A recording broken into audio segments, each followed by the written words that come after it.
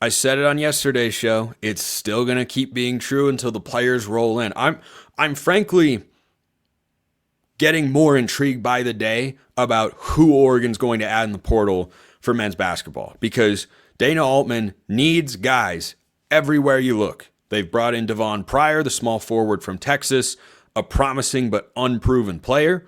Jackson Shelstad, KJ Evans, haven't announced anything. Bam Tracy gone. Nate Bittle, 50-50 on whether he's coming back. He declared for the draft while maintaining his college eligibility. So one guy they're looking at, speaking of Nate Bittle, is Austin Rapp, who is essentially new Nate Bittle. And I think Rapp is someone who the Ducks could realistically want to add whether Bittle comes back or not, because they're currently short on bigs. Now, they're also taking a look at Paul Mbia. I'm just going to refer to him as Paul, the 6'10 Frenchman, who I believe is a native of Congo originally, and Folly Dante vibes right there. 6'10, imposing force, dominates around the rim, a lot of rebounds, a lot of block shots. But Rapp is a Nate Bittle mold sort of guy. He is taller, a little bit more wiry, not a thick, bulky, imposing threat. He was with the Portland Pilots this past season, who have not been a good program in the WCC basically forever. I don't know what's wrong with their men's basketball program. They can't get it together. Their women's team is good. Their women's soccer team is really good. They just can't figure it out on the men's basketball side of things. But Austin Rapp is the reigning WCC freshman of the year, and he has drawn interest since going into the transfer portal from Clemson, Iowa, Michigan, Wisconsin, and Oregon. So he very much fits the Bittle mold. This past season, he was just under 14 points a game, 6.5 boards, which is solid for a guy in the 7-foot range. You'd maybe like to see that number be a bit bigger, but 2.5 assists, 1.5 blocks per, and this is a guy who stretches the floor. So the only freshman in the country last year who made more threes than Austin Rapp is Trey Johnson, who is a one-and-done from Texas. He's a small forward / shooting guard who's about to go be a lottery pick in the NBA draft. He made 83 triples, hitting his shots from beyond the arc at a 35% clip. So that fact would make a lot of sense stylistically for a Nate Bittle replacement, or if you wanted to have, a Nate Bittle kind of adjacent player to bring off the bench when Nate Bittle rotates out of the game, then Austin Rapp could make a lot of sense. Certainly, though, I don't know the big men situations at the other schools that I mentioned, Clemson, Iowa, Michigan, and Wisconsin. And, those are some pretty solid programs to be looking at right now. Clemson, Elite Eight last year, got bounced in the first round by McNeese this season. Iowa's just hired just hired a new coach. Michigan with Dusty May just went to the Sweet 16, lost to Auburn. And then Wisconsin, Sweet 16, I think it was Sweet 16 or Elite Eight. And then Wisconsin, we know, is a perennial NCAA tournament team. So, some pretty heavy hitters they're going after Rapp here. Oregon can throw that tournament cachet into the fold, of course. And this is why, when I talk about the momentum that Dana Altman has built in the last couple of seasons, it's this sort of player that I think this helps you at least be in the mix, or at least not be negatively recruited against. Imagine if Oregon had missed the tournament the last 2 years and you were trying to go up against Michigan, who in their first year with Dusty May as the head coach went to the Sweet 16, or Wisconsin that goes to the tournament every year, or Clemson who went to the Elite Eight 2 years ago. I think being able to go to players in the transfer portal and have proof of concept of what you're pitching them on, of, hey, we feel like you can come in and help us and continue this run of getting to the NCAA tournament every year. This is where I think that helps a pretty good amount. I don't think as much for international players, just because they might not be as connected or dialed in to what happens in America's college basketball tournament every year. Doesn't mean they don't know or that it doesn't help. Certainly it does. But I think that for a player like this, you get into the fold for the WCC Freshman of the Year more easily when, you're a West Coast-based school. It'd be going from Portland down to Eugene. That's a much easier trip.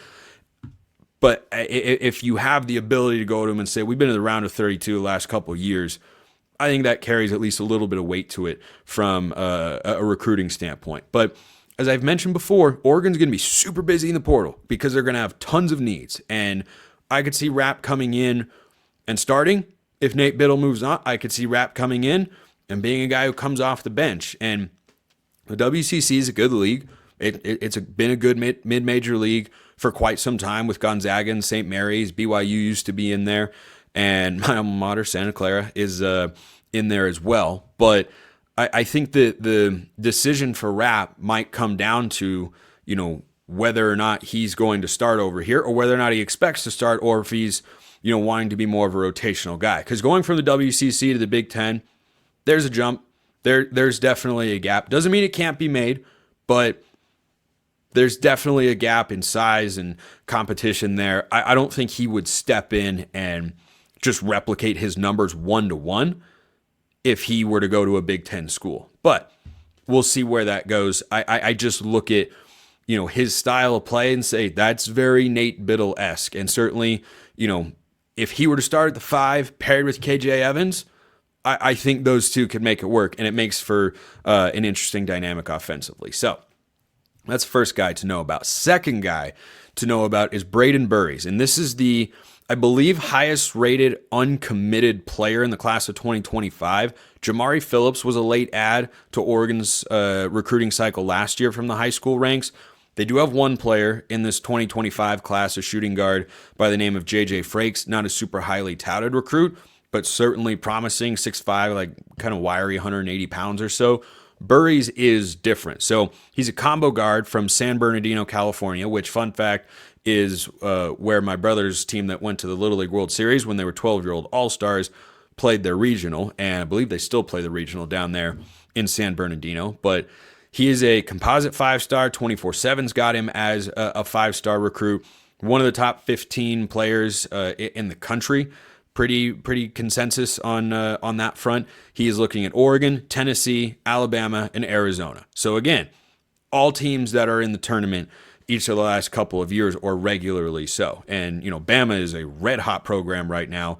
Final Four last year, Elite Eight this year. Zona, of course, just beat Oregon in the Sweet 16. Tennessee was in the Elite Eight this year as well. He's 6'4", 200 pounds. So this is a different style of player than, maybe what you're getting with Devon Pryor, the Texas transfer, who's like 6'7", 180 pounds. He's thinner, skinnier, a bit more wiry. Burries is a little bit bigger. The scouting report, he was on the McDonald's All-American roster. The scouting report on him is that he's a big-bodied, 3-level scorer, not a bursting sort of guy, but plays with a slower pace and has a good mid-range game that can continue to develop and be great. His three-point shooting, okay.